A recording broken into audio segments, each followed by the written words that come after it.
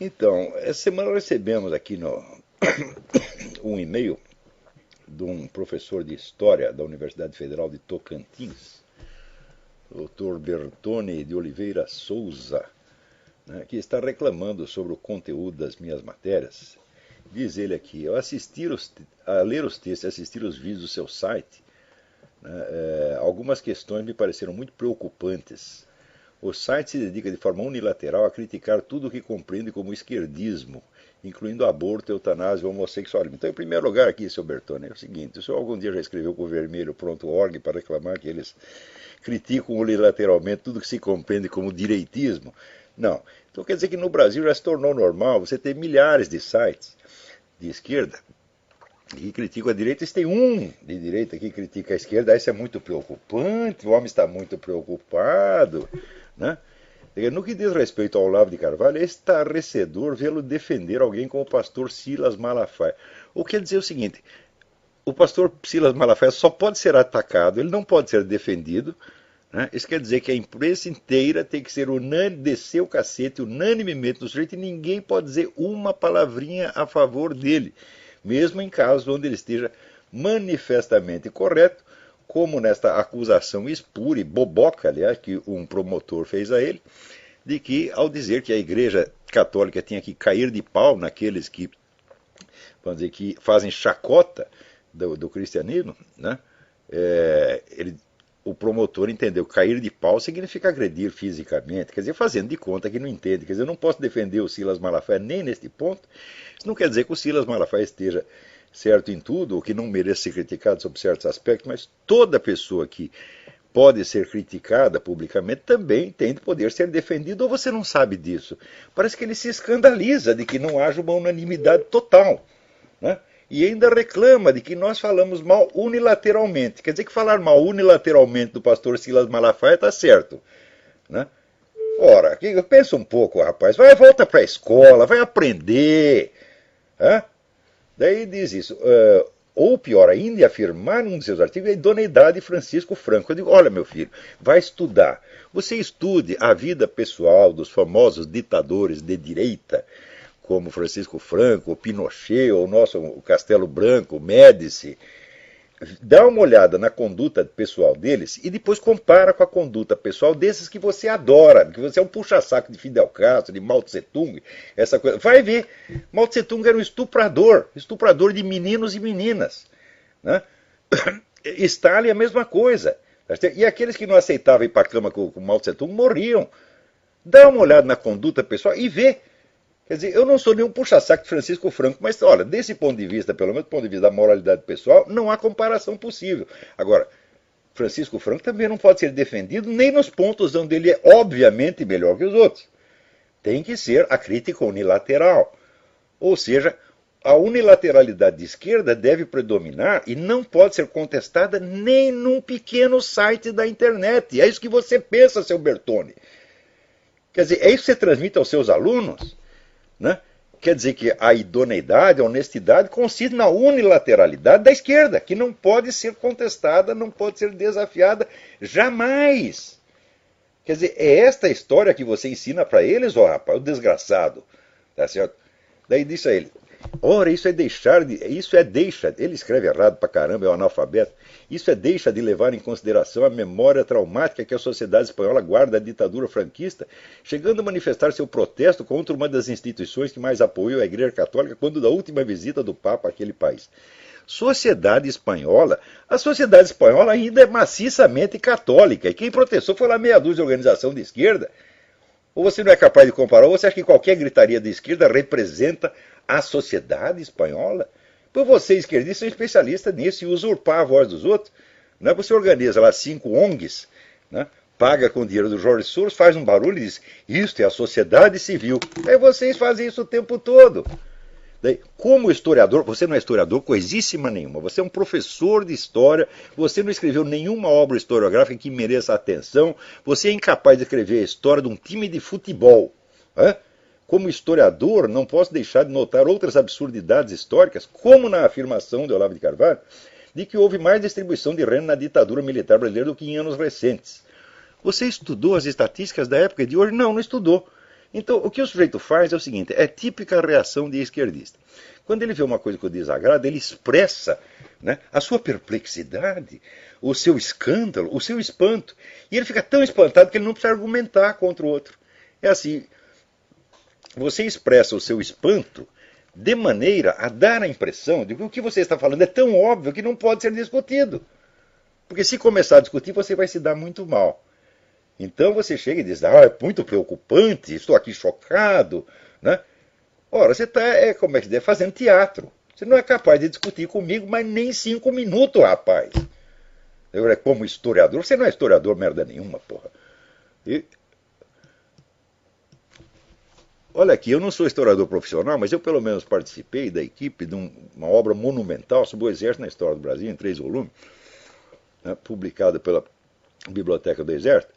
Então eu tenho alguma obra historiográfica da qual, como diria o Lula, eu posso me gambar. E você? Você escreveu a história de uma escola de samba, rapaz? Então aqui, maior ainda, silenciar sobre a participação da sociedade no governo Goulart. Participação da sociedade no governo Goulart? Eu sei que a sociedade brasileira, esta assim, em peso, saiu às ruas na maior manifestação pública que já houve, para pedir a derrubada do governo Goulart e apoiar o golpe militar. Isso aconteceu, ou você não sabe, você não é capaz sequer de consultar a mídia da época, rapaz. E se você pegar manifestações como as diretas já, foi fichinha perto do que aconteceu na época. Vai estudar um pouco, rapaz. Em termos recentes, os colunistas, nas propostas de reforma agrária e educacional que foram podadas pelo golpe. Reforma educacional, olha, eu conheço, por exemplo, a história da Universidade de Brasília. E se não fosse depois entrar o professor Azevedo lá para botar ordem na putaria que os caras tinham arrumado, essa universidade já nem existiria mais. Os colunistas parecem ignorar completamente os efeitos da crise econômica nos países ricos, como o aumento do desemprego. Como? Nós falamos disso o tempo todo. Né? E a crise econômica foi causada por gente como você. Foi causada por esse pessoal que sobe no governo e quer legislar e controlar tudo. E criaram leis que forçavam os bancos a emprestar dinheiro a quem não podia pagar. E fizeram isso porque isto foi um plano esquerdista concebido por discípulos do Saul Alinsky já na década de 50, com a ideia de que se você forçasse, né, a Previdência Social e os bancos a conceder mais direitos do que estavam concedendo na época, haveria a destruição, quer dizer, a Previdência Social ia ruir, os bancos iam ruir, ia criar uma crise econômica. Essa crise foi inteirinha montada por gente de esquerda. Você nunca ouviu falar na estratégia Cloward Piven, você nunca leu isso aí, você não sabe nada a respeito, moleque. Moleque mesmo, menino analfabeto. E vem se meter com professor, que é isso? Ser professor da Universidade do Brasil não significa nada, porra. Né? O site silencia grosseiramente sobre os problemas da concentração de renda no capitalismo. Concentração de renda no capitalismo?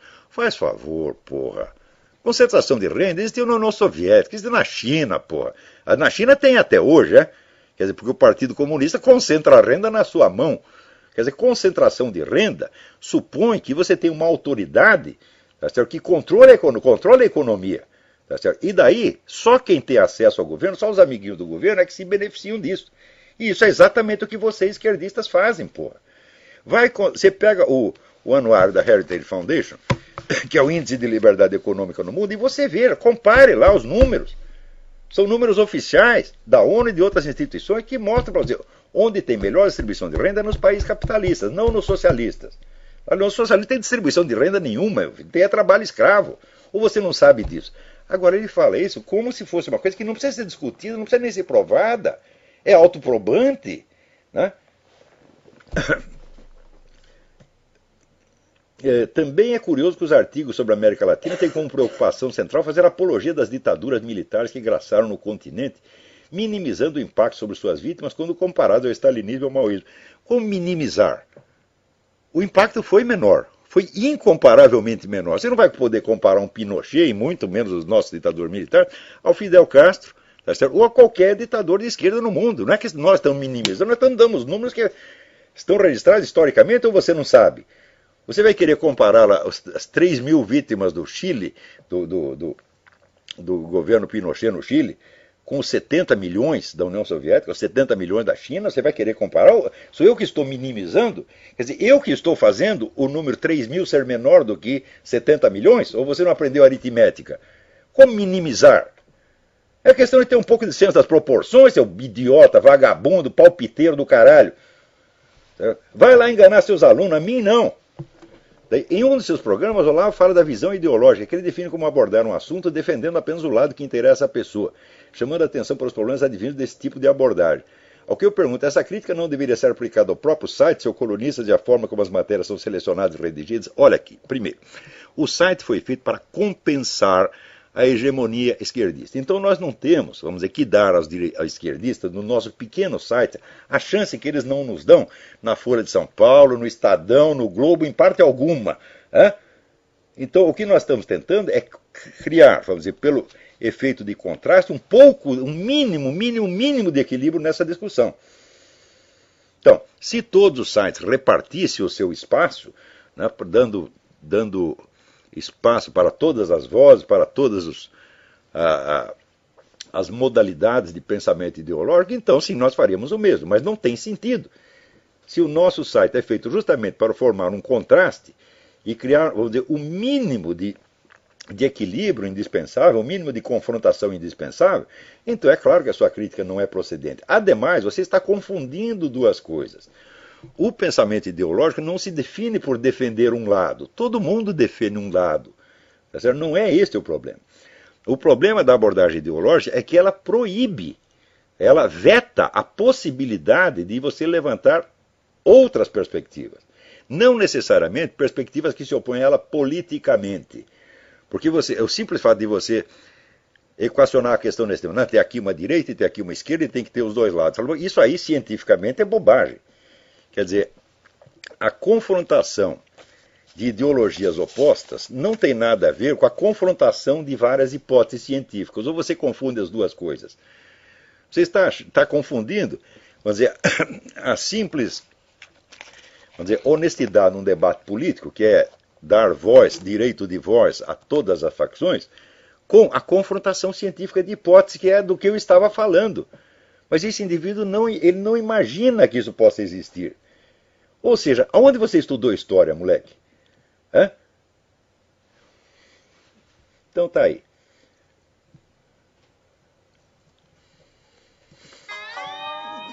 Isso é só mais um bobão que vem se meter no que ele não entende. O pior é o seguinte, professor universitário no Brasil é quase tudo assim.